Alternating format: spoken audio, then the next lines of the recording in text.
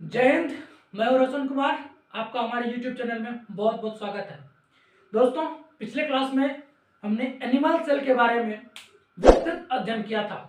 ठीक है, आज थोड़ा सा एनिमल सेल को रिवीजन कर लेते हैं। एनिमल सेल के बारे में जो पढ़े थे उसको थोड़ा देख लेते हैं, फिर आज हम पढ़ेंगे पादप कोशिका के बारे में। ठीक है, तो चलिए स्टार्ट करते हैं। एनिमल सेल के बारे में, एनिमल सेल की जो आकृति थी लगभग क्या थी, गोल थी। एनिमल सेल की आकृति कैसी होती है, तो गोल होती है। एनिमल सेल एक अर्धपारगम झिल्ली से घिरी हुई थी। अर्धपारगम अर्धपारगम झिल्ली से घिरी हुई होती है। अर्धपारगम झिल्ली के अंदर क्या होता है, तो कोशिका द्रव भरा रहता है और इसी कोशिका द्रव में कोशिका के सभी अंग तैर रहे होते हैं। एनिमल सेल का जो सबसे बड़ा कोशिकांग था वो था आपका केंद्रक। ठीक है, केंद्रक के चारों साइड कुछ इस प्रकार की चपटी संरचना थी। इसको क्या बोला गया था, एंडोप्लाज्मिक रेटिकुलम। एंडोप्लाज्मिक रेटिकुलम कितने प्रकार का, दो प्रकार का, एक रफ और दूसरा स्मूथ।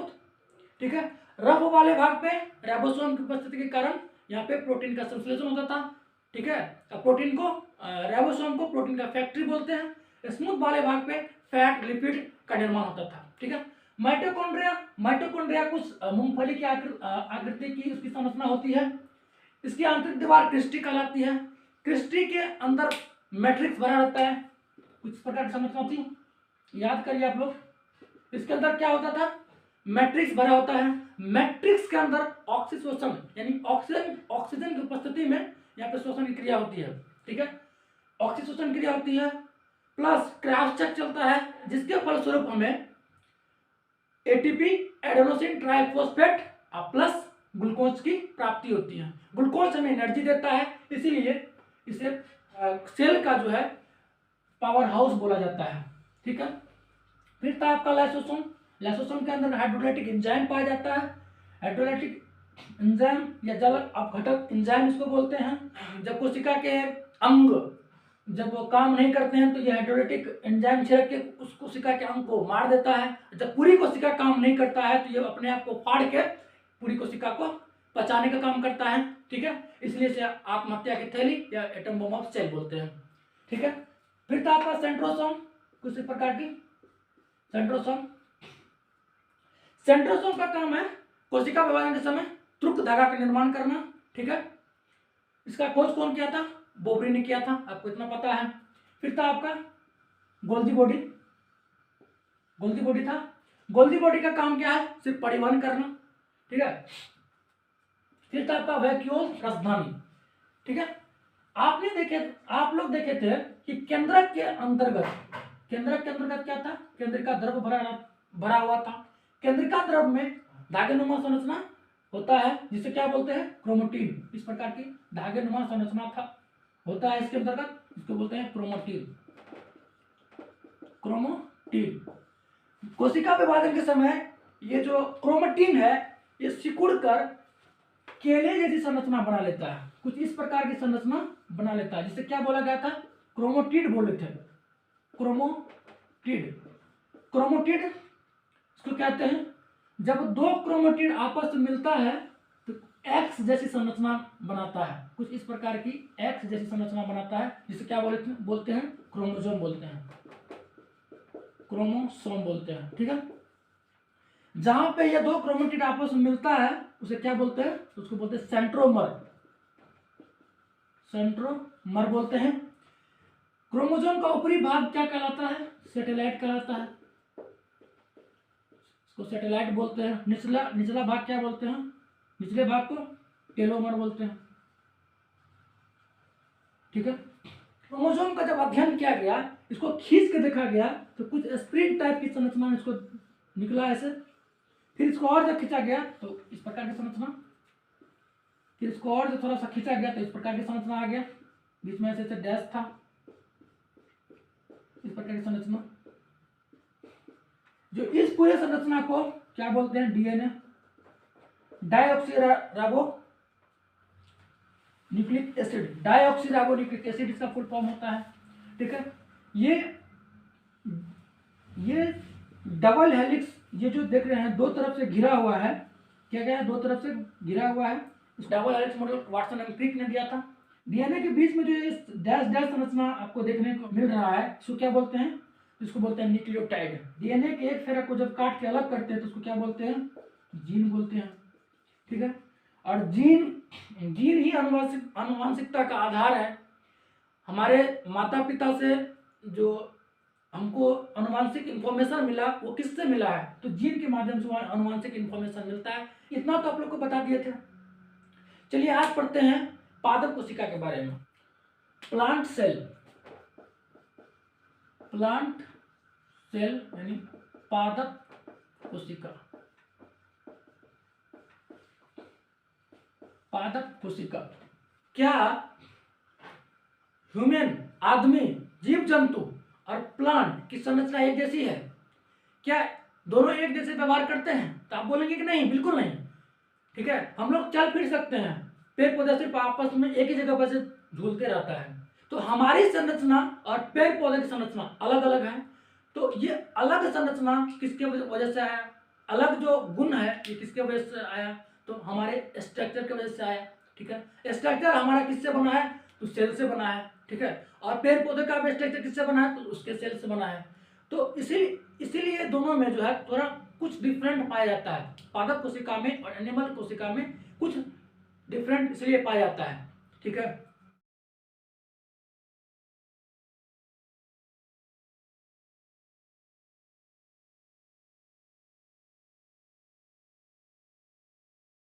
तो पादप कोशिका का बाहरी आवरण क्या कहलाता है? तो कोशिका भित्ति कहलाता है। कोशिका भित्ति सेल्यूलोज का बना होता है।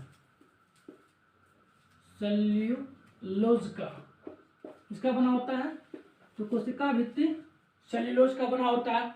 पादप कोशिका का जो आंतरिक आवरण है वो इसका कोशिका झिल्ली कहलाता है। झिल्ली के बाहर क्या है? तो एक और लेयर है, एक्स्ट्रा लेयर है, जिसे कोशिका भित्ति कहते हैं। ठीक है, इस जिस प्रकार से एनिमल सेल के अंतर्गत, जंतु कोशिका के अंतर्गत कोशिका झिल्ली के अंदर कोशिका द्रव भरा था, वैसे ही यहाँ पे भी कोशिका द्रव भरा रहता है। कोशिका द्रव में कोशिका के अंग तैरते हैं। ठीक है, मौजूद होते हैं। तो एनिमल सेल में देखे थे कि एनिमल सेल में क्या था? माइटोकॉन्ड्रिया। तो यहाँ भी माइटोकॉन्ड्रिया होगा। एनिमल सेल में देखे थे गोल्जी बॉडी, यहाँ भी गोल्जी बॉडी होगा कि नहीं? एनिमल सेल में देखे कितना? एनिमल सेल में देखे थे केंद्रक, यहाँ भी केंद्रक होगा। केंद्रक के अंदर जो हम लोग देखे थे केंद्रिका द्रव, यहाँ भी केंद्रक के अंदर केंद्रिका द्रव होगा। क्रोमेटिन का जाल होगा, क्रोमेटिड होगा। क्रोमेटिड से क्रोमोसोम का निर्माण होगा। क्रोमोसोम के अंदर क्या था? डीएनए था। डीएनए के अंदर क्या था? जीन था। तो सब चीज केंद्रिका द्रव के अंदर था। केंद्रिका द्रव के अंदर सारे चीज मौजूद होंगे एनिमल सेल की ही तरह। ठीक है, यहाँ पे लाइसोसोम, एनिमल सेल में लाइसोसोम देखे थे, यहाँ भी लाइसोसोम होगा। ठीक है, एनिमल सेल में हम लोग वैक्यूल्स देखे थे। तो यहाँ जो वैक्यूल्स यानी रसधानी है वो पूरे कोशिका का 90% स्थान अकेले घेरता है। 90%। कौन? रसधानी। पादप कोशिका का 90% स्थान जो है रसधानी घेरता है। इसीलिए इसे पादप कोशिका का सबसे बड़ा अंग बोलते हैं। पादप कोशिका का सबसे बड़ा अंग कौन हो जाएगा? तो रसधानी यानी वैक्यूल्स होगा। ठीक है, इसके अंदर एनिमल सेल में देखे थे कुछ इस प्रकार की संरचना थी, इसको सेंट्रोसोम बोलते हैं। तो यहाँ पे सेंट्रोसोम का अभाव देखने को मिलता है। यहाँ पे सेंट्रोसोम पादप कोशिका में नहीं पाया जाता है। तो यहाँ पादप कोशिका में सेल डिवीजन कैसे होता है? तो सेल डिवीजन यहाँ पे सेल प्लेट्स के माध्यम से होता है। सेल प्लेट्स के माध्यम से कोशिका विभाजन यहाँ पे कैसे होता है? तो सेल प्लेट्स के माध्यम से। तो सेल प्लेट्स क्या है? सेल प्लेट्स काम कैसे करता है? तो सेल प्लेट्स जैसे कि आप एक बुक के ऊपर एक बुक, फिर एक बुक, फिर दूसरा बुक, फिर तीसरा बुक ऐसे रखते हैं, ऐसे ही यहाँ पे सेल डिवीजन होता है। ठीक है, और इसके पादप कोशिका में एक एक्स्ट्रा अंग पाया जाता है। पादप कोशिका में एक एक्स्ट्रा अंग पाया जाता है जिसको बोलते हैं लवक। गोल गोल संरचना ऐसे इसको बोलते हैं लवक। लवक पाया जाता है इसके अंतर्गत क्या पाया जाता है? लवक। तो लवक के बारे में लोग अच्छे से अध्ययन करते हैं। लवक यानी प्लास्टिड। प्लास्टिड, प्लास्टिड लवक। लवक 3 प्रकार का होता है, क्लोरोप्लास्ट,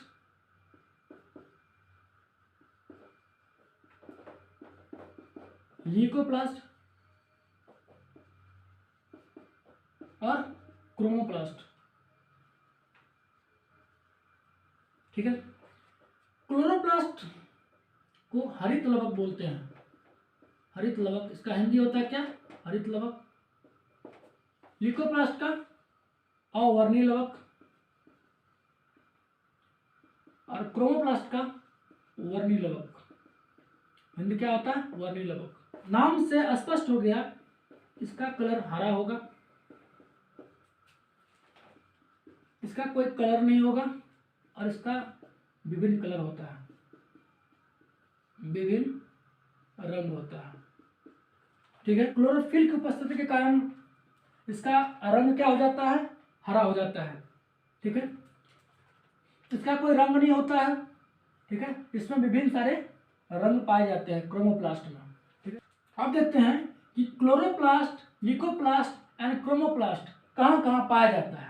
जहाँ जहाँ पे पौधा में हरियाली आप देखते हैं तो वहाँ वहाँ पे क्या पाया जाएगा, क्लोरोप्लास्ट पाया जाएगा।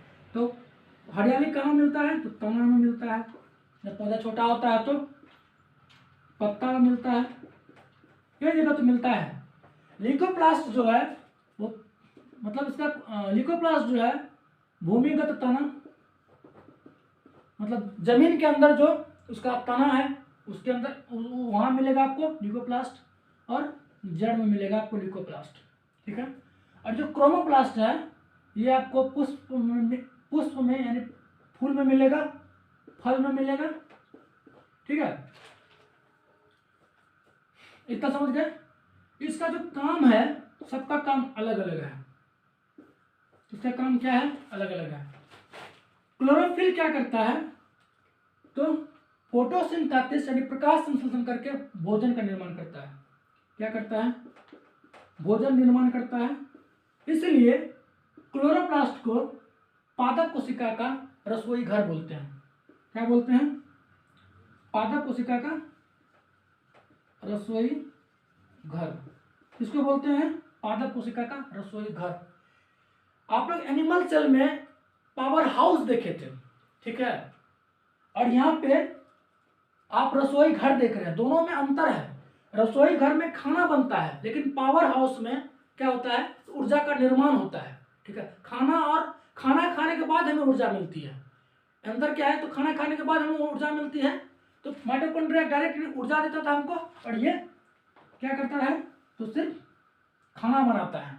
ठीक है, और खाना को जो है ल्यूकोप्लास्ट संग्रहित करता है, मतलब जमा करता है कहाँ, तो भूमिगत तना में और जड़ में।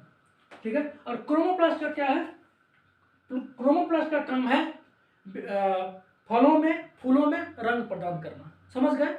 इसको शॉर्ट तरीके से याद रखने का ट्रिक है CLC। CLC मतलब C for chromoplast, L for leucoplast और C फॉर क्रोमोप्लास्ट। आप लोग जब कॉलेज छोड़ते हैं, कॉलेज पूरा पास कर लेते हैं, तो क्या मिलता है आपको, CLC यानी college leaving certificate. College leaving certificate आपको मिलता है। चलिए, इतना समझ गए। अब कोशिका के जो कुछ इंपॉर्टेंट फैक्ट है उसके बारे में। ब्रह्मांड में, इस जगत में सबसे बड़ा कोशिका कौन है, सबसे बड़ा कोशिका है शुतुरमुर्ग का अंडा, ऑस्ट्रिच एग। शुतुरमुर्ग का अंडा बहुत बड़ा होता है, ये नारियल से भी बड़ा होता है, नारियल से फुटबॉल देखिए ना उस साइज का होता है शुतुरमुर्ग का अंडा। तो सबसे छोटा, सबसे बड़ा शुतुरमुर्ग का अंडा, सबसे छोटा, बड़ा होगा तो छोटा भी होगा, छोटा माइकोप्लाज्मा।